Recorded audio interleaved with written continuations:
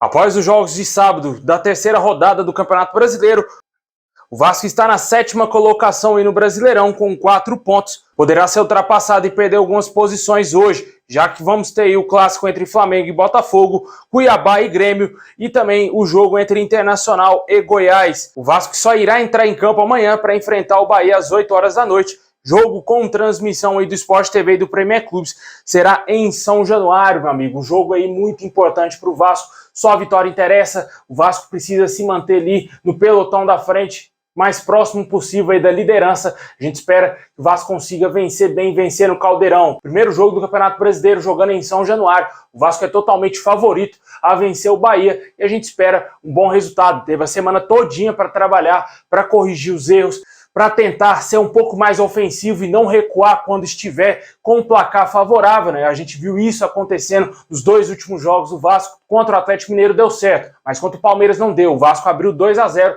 mas infelizmente cedeu o empate e quase tomou a virada para o Palmeiras, né? Logicamente a gente sabe que o Palmeiras é um time infinitamente melhor do que o Vasco, mas o Vasco teve uma vantagem muito grande dentro do jogo, mas não soube administrar, porque o seu treinador pediu para o Vasco recuar totalmente a equipe. Isso foi alvo de críticas de vários especialistas aí, né, principalmente aqueles que são ligados ao Vasco, mas a gente espera que o Vasco tenha aí corrigido esses problemas e que não faça isso no jogo contra o Bahia, né? Porque se fizer, pode ser que o Bahia não dê chances ao Vasco, né? Apesar de ser um time inferior ao Vasco hoje, mas tem alguns jogadores perigosos, como o próprio ex-vascaíno Arthur Salles, lembra dele? É jogador peça fundamental lá no time do Bahia, foi importante na classificação do Bahia na Copa do Brasil na última quarta-feira. E possivelmente para esse jogo o Vasco entrará em campo aí com o Léo Jardim, com o Pumita Rodrigues. Na zaga, pelo lado direito, ainda temos uma dúvida, se joga o Manuel Capasso ou se joga o Robson Bambu. O Robson Bambu vinha atuando nas 2 últimas rodadas, muito possivelmente pode ser que ele seja substituído pelo Manuel Capasso, devido aí à atuação abaixo do Bambu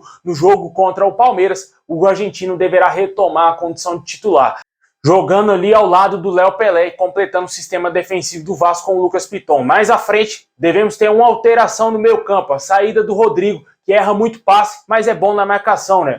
O Maurício Barbieri entende que o jogo, sendo em São Januário, o Vasco tem que propor mais a partida, ser mais ofensivo e vai sacar o nosso primeiro volante e colocar o Marlon Gomes. Andrei Santos fará ali a função de primeiro volante, jogando ao lado do Jair e o Marlon Gomes um pouco mais adiantado. O ataque do Vasco com Alex Teixeira, Gabriel Peck, que é sem dúvida nenhuma o jogador mais importante desse time do Vasco até o início dessa temporada, e também o Pedro Raul, que é o artilheiro do Vascão. Vamos torcer para que dê tudo certo, que o Vasco consiga fazer um bom jogo e que vença o Bahia. Deixa aí nos comentários qual o seu palpite para a partida de amanhã. Jogo com transmissão do Premier Clubes e também do Sport TV às 8 horas da noite. Feriadão com o jogo do Vascão, meu amigo. É o casamento perfeito e vamos torcer para uma boa vitória, um bom resultado do Vascão.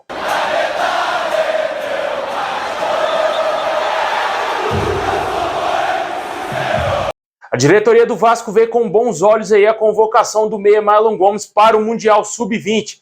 O Vasco trata essa convocação como uma grande oportunidade de valorização da sua base. Vale ressaltar que o Marlon Gomes estendeu seu vínculo aí com o Vasco, renovou seu contrato recentemente até 2026, tanto também para dar uma valorização ao jogador e também aumentar com certeza a sua multa rescisória para caso alguns clubes europeus queiram tentar tirar o jogador do Vasco, né? O Vasco tenta realmente valorizar os seus jogadores que são criados em São Januário e a gente espera que o Marlon Gomes aí dê muitos frutos ao Vasco. Atualmente ele vem figurando aí no banco de reservas, como eu disse, recuperou a vaga de titular e vai jogar amanhã contra o Bahia. Internamente o Vasco acredita que essa convocação para o Mundial Sub-20 é muito importante para o astral e desenvolvimento do jogador, que está feliz e animado em representar a seleção do Mundial. O clube vai liberar o jogador para a disputa da competição, inclusive com o aval da 777 Partners. Vale ressaltar que o Andrei Santos é um jogador que está emprestado do Chelsea ao Vasco, porém o Vasco sequer cogitou em impedir o jogador de jogar pelo Mundial Sub-20. O Marlon Gomes seria uma peça um pouco mais importante, já que o Vasco hoje tem um elenco muito escasso, né? O Andrei Santos está perto dele retornar ao Chelsea e o Vasco já está de olho no mercado aí para trazer o seu substituto. E muito possivelmente o substituto do jogador deverá ser o Gustavo Cuejá. Ontem aconteceu aí um fato bem curioso, né? A final da Champions League lá da Ásia, onde o Al Hilal jogou em casa contra o Urawa Reds do Japão, o Cuejá, Gustavo Cuejá, volante colombiano, sequer foi relacionado para essa partida, o que aumentou mais ainda os rumores dele estar vindo para o Vasco, né? já é praticamente certeza que ele não irá continuar lá no futebol saudita, ficará livre no mercado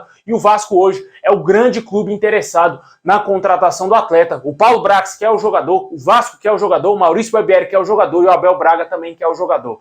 Tudo conspira a favor para o Vasco contratar o Gustavo Cuejá. Tem a parte financeira que hoje é o maior entrave nessa negociação, mas após ele não ter sido relacionado para o jogo de ontem, teria esquentado bastante a possibilidade do Vasco contratar o Gustavo Cuejá, volante aí de 31 anos, jogador que tem passagens aí pela seleção da Colômbia, jogou muito bem aqui no nosso maior rival e que já está há alguns anos jogando lá no Al Hilal, na Arábia Saudita. Inclusive jogou o Mundial de Clubes, a final do Mundial de Clubes contra o Real Madrid. Um jogador muito importante, chegaria para ser peça imprescindível no time do Vasco, para montar o meio-campo ali com o Jair e também com o camisa 10. A gente espera que seja um jogador bem qualificado para aquela posição. Há informações, de acordo com o site vascaíno.net, de que esse jogador seria o Matias Rojas, cara, olha só. De acordo com as informações, o Vasco já teria até definido um contrato para o jogador, que define o seu salário, e ele seria sim um camisa 10 que o Vasco busca no mercado. Os bastidores do Vasco se fala no nome do Matias Rojas como preferido para assumir a posição ali de meia de articulação, camisa 10 do Vasco. O contrato, inclusive, já estaria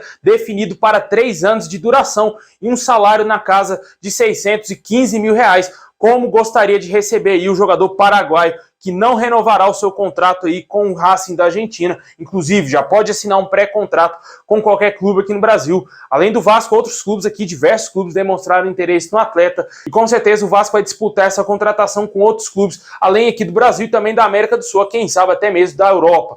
Na minha opinião, o Vasco está perdendo tempo, deveria ir sim atrás desse jogador, já que se trata de um grande nome, um jogador que vem jogando muita bola, fez golaço na Libertadores e com certeza cairia sim tranquilamente nas graças do torcedor vascaíno. Claro, tem muito torcedor que quer ver um jogador de nome, né, como o Felipe Coutinho, o Papo Gomes, o Isco, né, nomes que foram especulados aí, mas o Matias Rojas seria um bom nome aí, quem sabe no próximo ano o Vasco pode fazer uma contratação de mais impacto, né, uma contratação mais pesada. Mas eu ficaria sim satisfeito com as contratações do Gustavo Cuejá e também do Matias Rojas, caso essas duas contratações aconteçam, né? O Vasco iria com certeza brigar no mínimo por Libertadores nesse ano no Campeonato Brasileiro. O Vasco também trabalha com um plano B, né? Caso não consiga fechar com o volante Cuejá, existe sim a possibilidade do Vasco voltar a negociar com o colombiano Campuzano, jogador que pertence ao Boca Juniors. O Vasco teve a negociação frustrada porque não entrou no acordo com o clube argentino que detém os direitos do atleta e ele não foi contratado antes do fechamento dessa janela agora nesse mês de abril. Mas logicamente o torcedor vascaíno sonha com a contratação do Cuejá e o Campuzano já está totalmente descartado pelo torcedor vascaíno, né? O torcedor prefere o Cuejá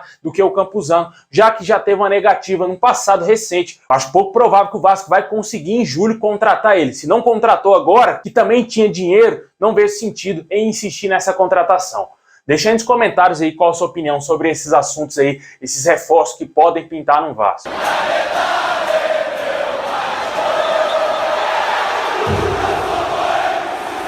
Bom, meus amigos, esse é o vídeo de hoje. Muito obrigado por ter chegado até o final. Deixa o like, se inscreve e ativa o sininho. Tamo junto, forte abraço e é nóis!